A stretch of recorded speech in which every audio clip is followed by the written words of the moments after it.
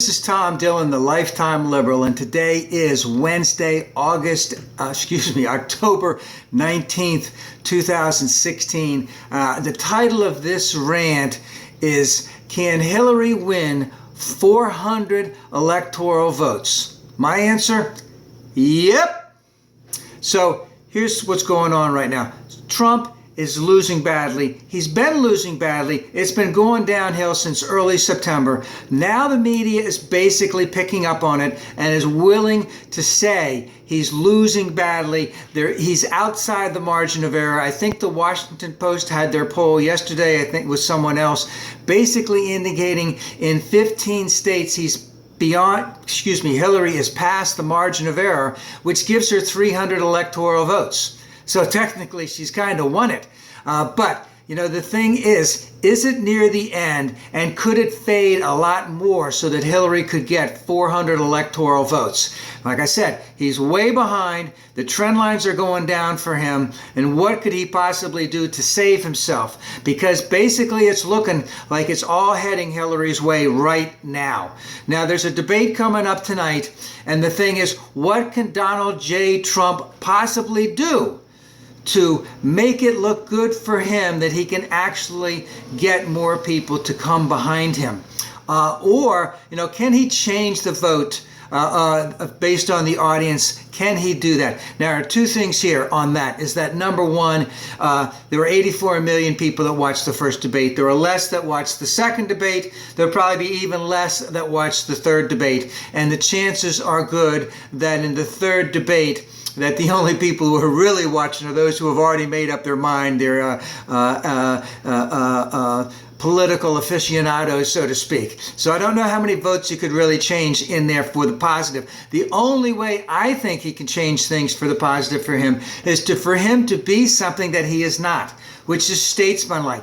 To come out there, speak eloquently, speak forcefully, speak truthfully, speak humbly to his audience and to the nation. I don't see him capable of doing that. But I also see him capable of coming out there and spouting out some really new, dark conspiracy theories. And if he does that, that again takes him further away. If he comes out there and he is exceptionally disrespectful, disingenuous, disdainful of Hillary, I see that as hurting him a lot more.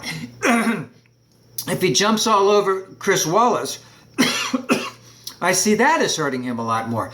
So the only way I see Donald J. Trump as helping himself in tonight's debate is for him to be actually something that he's never been before, which is statesmanlike.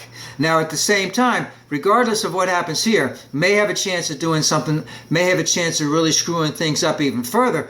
Let's look at what Hillary is doing right now, and in terms of what Donald is saying. Donald is saying that it's a rigged election. Okay, that it's against him. Basically, he's conceding ahead of time that he's already losing and he's blaming other people for it. Now, people who are listening to this are basically saying he's already admitting he's a loser. Why should we even follow a loser? So I could see that as being not a good policy for him.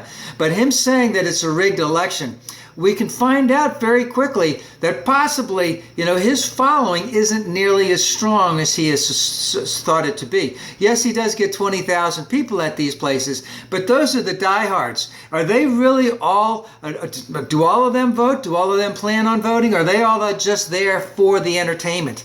So there's a good possibility that many of his following are not even going to vote. All right, and let's remember a couple other things that are going on right now as Donald is tanking and Hillary is moving up, is that Hillary has had, and her campaign and all of the PACs have had a very, very strong voter registration drive as this election is coming up. They have had a very, very strong get out the vote campaign. Okay, Donald Trump doesn't have any of that stuff. He's relying on the Republican Party for all of that, and they're not even represented in a lot of areas for that. So those are very, very positive in Hillary's way, because like I said, if you have a strong voter registration. You have a strong get out the vote. You're going to get a lot of votes out on that day, on election day. Trump doesn't have any of that. How is he going to get all these people who say they're going to back him to come out that day?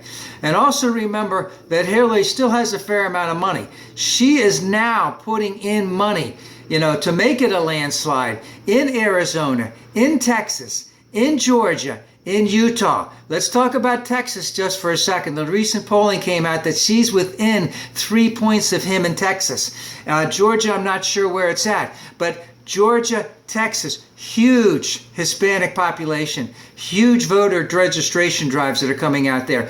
Putting money into those places means that North Carolina, Florida, Virginia, Ohio, Iowa, I won't say in the bag, but they're confident enough that they've already reached that Electoral College victory in those states that they're willing to put money in Georgia, in Utah, in Arizona, and in Texas. Remember, Texas has 38 electoral votes. And as I said, if you have the monkey Washington Post poll from yesterday saying that she had 304 votes just in the 15 main battleground areas. So, and I'm going to bring up two other things, is that number one, nobody likes a loser. And they'll dump a loser as quick as whatever. So Donald doesn't have that.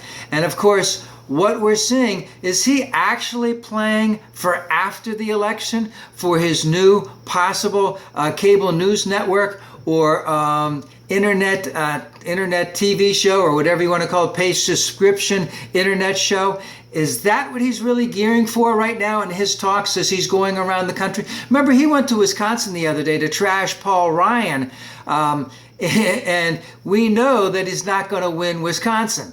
So the trend lines are down for Donald. The trend lines are up for Hillary. She has a chance possibly to even get 400 electoral votes. And the big question based on all of that is that we know that after Hillary is above 6% to 8%, she'll start taking away senators and congresspeople based on her, the landslide coming in. So if it gets to, and in some areas we're seeing 9%, we're seeing 11% national polling for Hillary. If it gets to that 12% to 14%, we will see that landslide, and that landslide will go down ballot. Whoa, whoa, whoa. Time to start thinking about 2020.